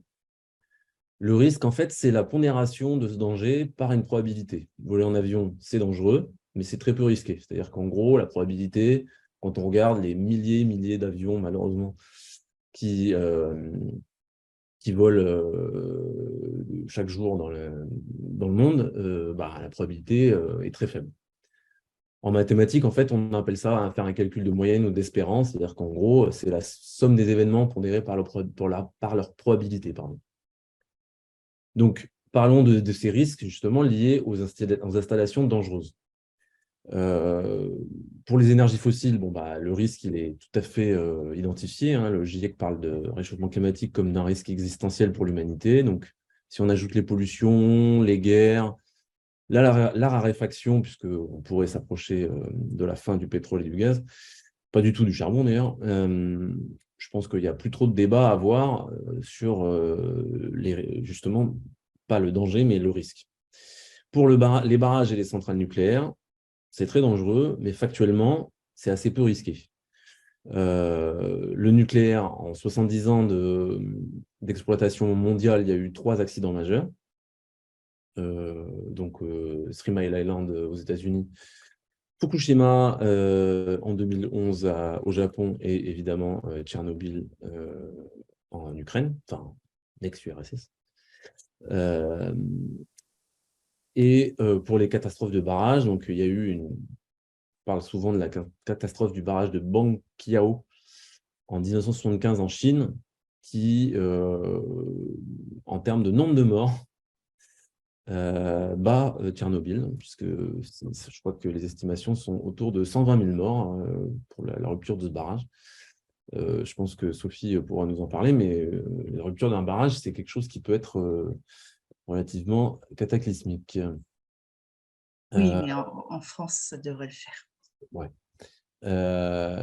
Ensuite, juste une précision sur les centrales nucléaires, parce que c'est un terme qui revient souvent. Les problèmes qu'on peut avoir dans les centrales nucléaires en France, c'est pas, comme c'est parfois dit, que la centrale nucléaire peut exploser. En fait, une centrale nucléaire, ça ne peut pas exploser parce que, dans le sens où exploser comme une bombe nucléaire. Parce qu'en fait, c'est pas le même matériau. C'est pas du tout le même matériau, c'est pas du tout le même combustible. le combustible de qualité nucléaire permet justement une réaction en chaîne qui permet une explosion. Ce n'est pas du tout le cas pour le combustible utilisé dans les centrales nucléaires. Et donc, en gros, ce qui pourrait arriver dans les centrales nucléaires en France, c'est même si ce n'est pas exactement le même système, c'est quand même proche de ce qui pourrait arriver en France. C'est ce qui s'est passé à Fukushima. C'est-à-dire qu'on a un événement qui fait qu'on a du mal à refroidir le cœur de la centrale. En gros, c'était un tsunami. Et donc, problème dans le système de refroidissement. Et là, le cœur fond et on se retrouve à devoir gérer un truc très chaud, très radioactif. Et donc, on doit le refroidir avec des quantités astronomiques d'eau. Et ça devient en fait un problème logistique. On se retrouve avec des quantités astronomiques d'eau radioactive à gérer pour refroidir ce fameux cœur qui a fondu, puisqu'il n'a pas été refroidi, puisqu'il y a eu un problème qui est arrivé, on ne sait pas comment. Et donc, ça peut être très compliqué à refroidir, ça peut coûter très cher, ça peut être très long, etc. etc. Voilà. Ensuite, dans les risques, il y a les risques avérés et les risques au potentiel. C'est-à-dire que il y a on peut dire que peut-être qu'il peut y avoir des accidents, mais ensuite, il y a les morts bien réelles. Et ça, c'est ce que je disais tout à l'heure sur le charbon. C'est un peu la même chose que sur l'intensité carbone, hein, l'ordre est un peu le même. Le charbon est vraiment de loin en premier. Bon, alors après, on a la biomasse. La biomasse, c'est évidemment, quand on brûle du bois, la combustion n'est pas terrible, donc ça crée des particules, etc., etc. Donc, c'est pas la folie, mais globalement, sur on va dire, le taux de mortalité par unité de production électrique, le charbon est de loin le pire. Et ensuite, parce qu'on est quand même assez long, les déchets nucléaires. On ne va pas rentrer dans les détails parce que quelque part, il faudrait quasiment une soirée dédiée à ce sujet. Moi, je vous conseille de regarder la vidéo, les 2 vidéos pédagogiques d'Osons Causer. Je ne sais pas si vous connaissez cette chaîne YouTube de vulgarisation. Bon, alors, ils parlent de plein de sujets, mais récemment, ils se sont fendus de quelques trucs sur l'énergie qui sont vraiment pas mal. Et en fait, sur les déchets nucléaires, je trouve que sans vraiment rentrer dans le détail, sans prendre parti ni rien, je trouve que ces 2 images résument un petit peu le débat. C'est-à-dire qu'en gros, des déchets nucléaires, il y en a de toutes sortes, mais les plus compliqués, c'est ceux qu'on appelle de haute activité vie longue, donc HAVL, et de moyenne activité vie longue. Puisqu'en gros, ces 2 types de déchets radioactifs représentent 98% de la radioactivité des déchets que l'on a en France. Voilà. Le reste, c'est des trucs pas très radioactifs, pas très compliqués à gérer. Et en fait, la totalité de ces déchets en volume, ça représente les 2 cubes qui sont représentés, je crois que c'est la cathédrale de Chartres. Donc, en fait, en volume, ça paraît pas monstrueux, surtout les hautes activités. Là, le petit cube rouge, bon, on se dit, et ça, c'est la totalité des déchets nucléaires produits par la France en 60 ans d'exploitation. Donc, on se dit, waouh, c'est pas énorme. Sauf que, comme ils sont extrêmement radioactifs, et ben en fait, quand on regarde le plan à CIGEO pour les enfouir, donc enfouissage géologique et dans une couche d'argile extrêmement stable depuis plusieurs millions d'années, etc., et ben on voit que les tailles, ça n'a plus rien à voir. C'est-à-dire qu'en fait, on parle de galeries sur 6 km²,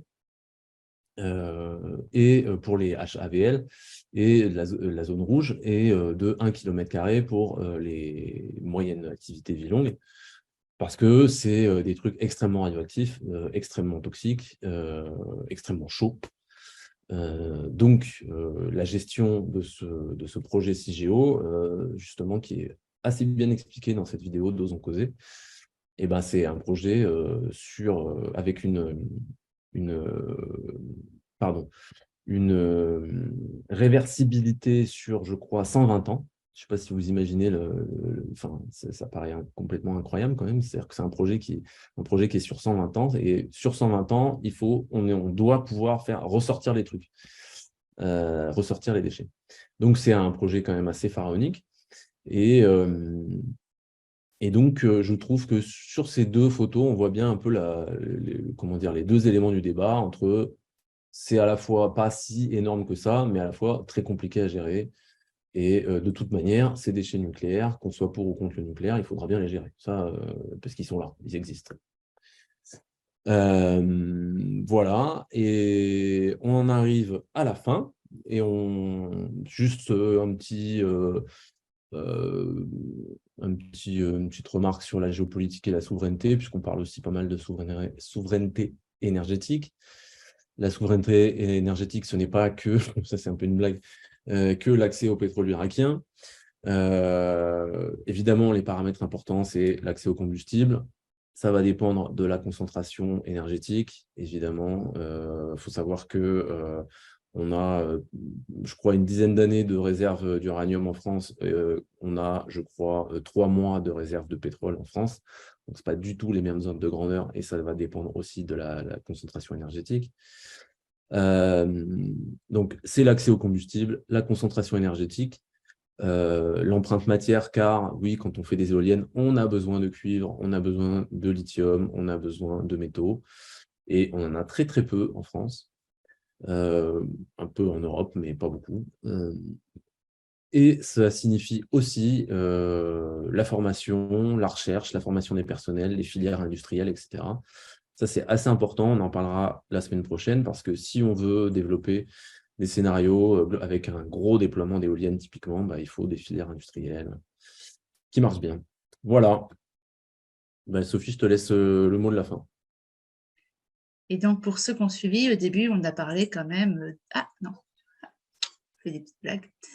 Donc, cette formation vous est proposée par le comité Génération Énergie, que vous pouvez du coup retrouver via le mail, sur Facebook, sur Twitter. Et donc, François et moi, on est les co-référents et on est une trentaine dans ce comité.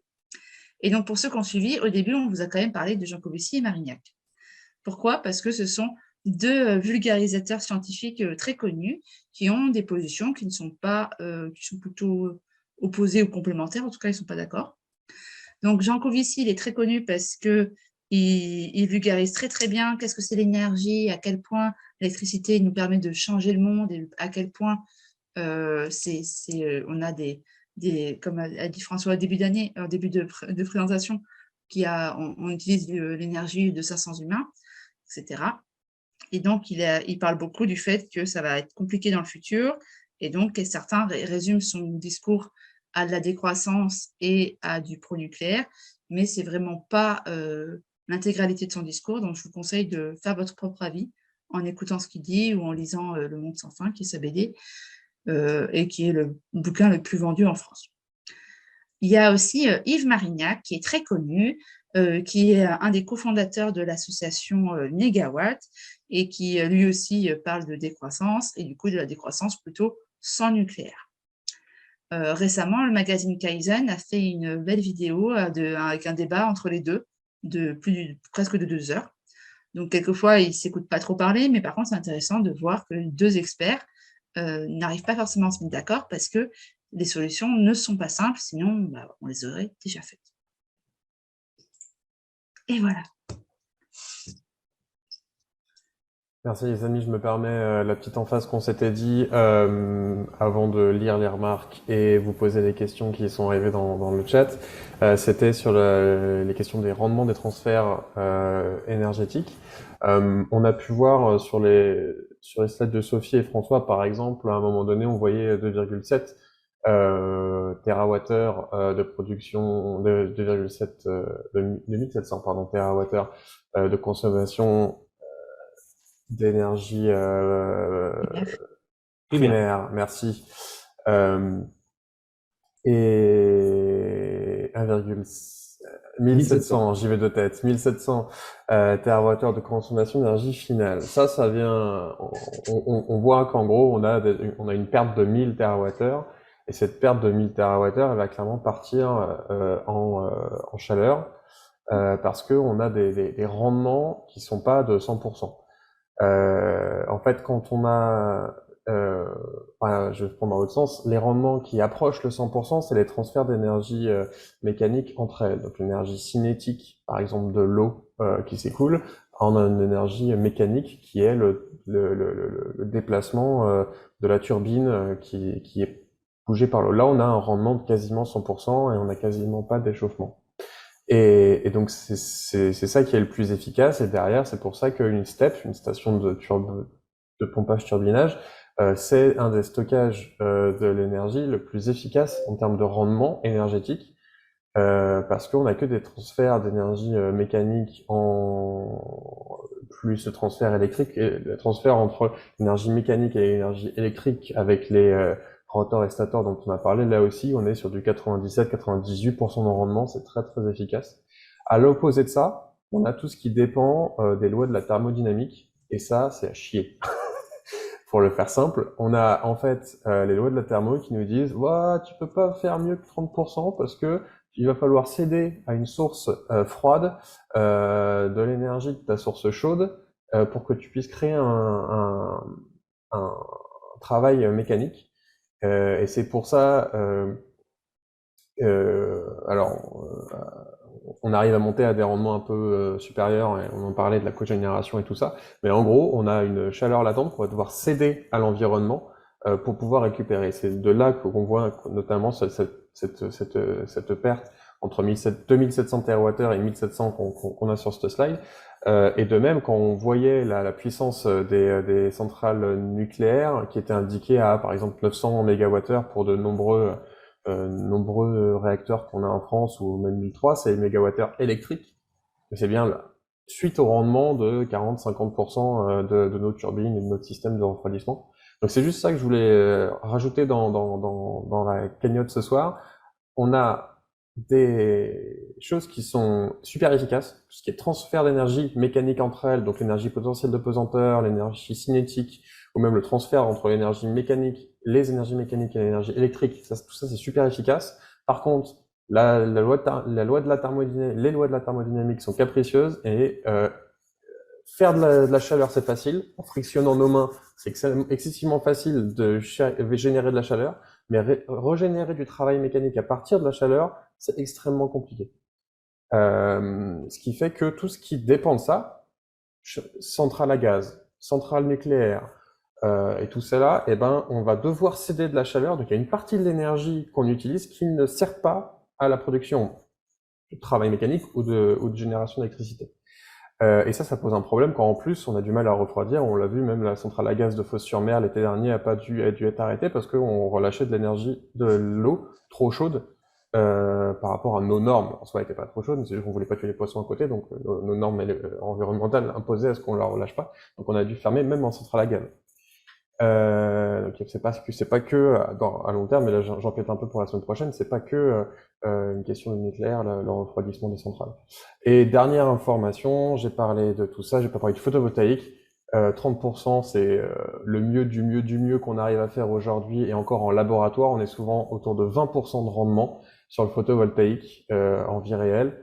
Donc c'est plutôt stable. On parlait, François le disait tout à l'heure, que quand c'est échauffé, on perd en rendement, mais c'est stable, mais c'est quand même assez bas. Là où l'éolien, par exemple, on parlait du rendement des rotors stators, c'est 98-97%. C'est assez bon aussi l'éolien. Donc voilà, c'était juste pour remettre un peu tout ça en perspective en fonction des rendements des transferts énergétiques les uns les autres. J'ai fini, je me tais.